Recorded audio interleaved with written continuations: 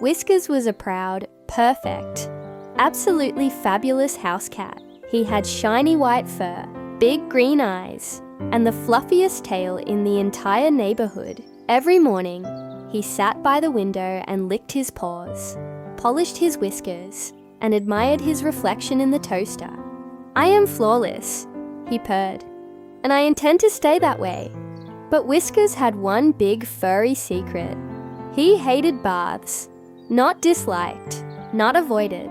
He loathed them.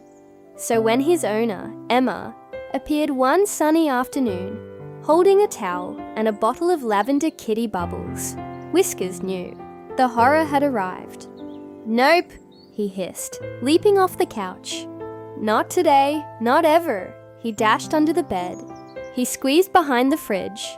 He even climbed into the laundry basket and pretended to be a sock. But Emma was determined. "Whiskers, you're filthy! You rolled in garden mulch again." Whiskers narrowed his eyes. This is war. And so, as Emma filled the bathtub, Whiskers plotted his escape. That night, while the house was quiet, Whiskers made his move. With a dramatic meow and a twist of his fluffy body, he slipped out the open window and into the backyard.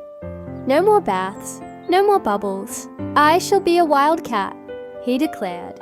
He strutted through the garden like a jungle tiger, knocking over a gnome for dramatic effect. At the park, Whiskers met a group of animals. Chirpy the bird, too cheerful.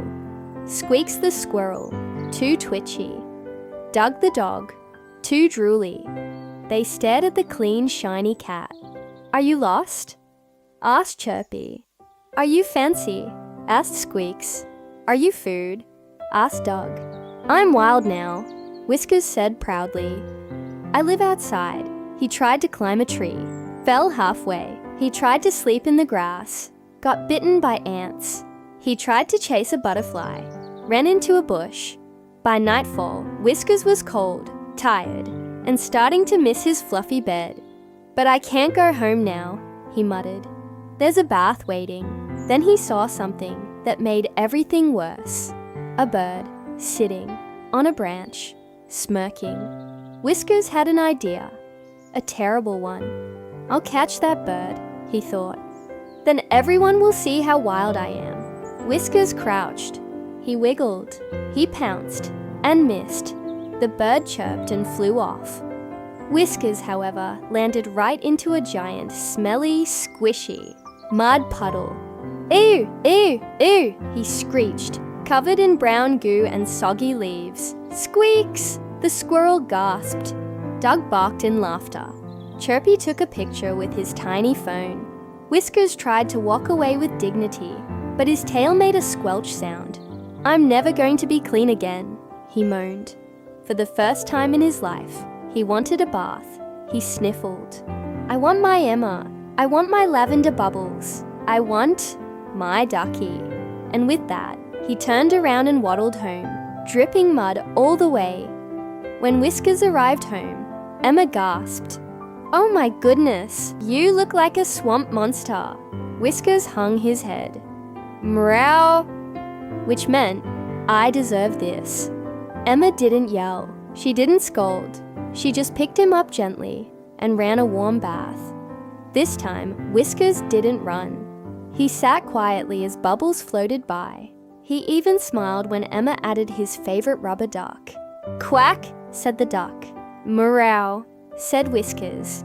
And as the warm water washed away the dirt, the mud, and the bird poop, oops, Whiskers purred softly. Maybe baths weren't so bad, when done with love. That night, wrapped in a fluffy towel, Whiskers curled up on the couch, clean and proud. Next time, he thought sleepily, "I'll just stay out of the mud." Then he sneezed. Emma laughed, and the duck fell off his head. Whiskers was having the best day ever. He was clean, dry, warm, and buried under a pile of fresh laundry. He had just finished a long nap, eaten some tuna, and knocked over a plant for fun. "This," he thought, "is the life I deserve." But then, it began. Rah! Whiskers' eyes snapped open. His fur puffed up like a popcorn kernel. No, not it. Anything but IT. From the hallway came the terrible sound of Whiskers' second worst nightmare. The vacuum cleaner. A growling, roaring hose-nosed beast that gobbled crumbs, chased tails, and had no mercy. Emma pushed it slowly into the room, humming happily. Time to clean up all that muddy paw mess, Whiskers. Whiskers didn't wait. He launched himself out of the laundry like a cannonball and dove under the couch. "It's hunting me," he whispered. "It knows where I live." For the next 20 minutes, Whiskers hid behind the curtains, got tangled, jumped into a drawer, got stuck, tried to climb the bookshelf, knocked down 3 books and a photo of Emma. Finally, the vacuum stopped. Emma smiled. All clean. Whiskers peeked out, trembling. One day, he thought, I will defeat that monster. But not today. That evening, the sky turned dark. Wind howled. Rain poured. Thunder boomed like a giant bowling alley in the clouds. Whiskers sat on the windowsill, wide-eyed. "The world is ending," he whispered, tail tucked tight. Suddenly there was a knock at the door, but no one answered. Whiskers looked around. Emma was outside, on the porch, struggling with her umbrella and the mail, and the door had slammed shut behind her.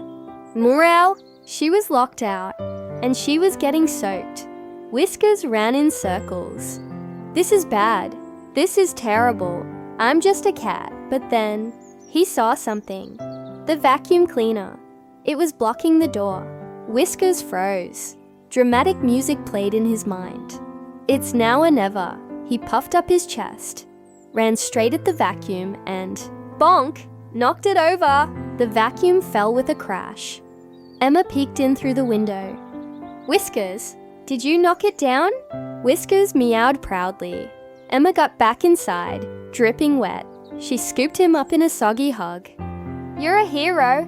Whiskers blinked in shock. "Wait, I'm a what now?" That night, she gave him extra tuna and let him sleep in her bed.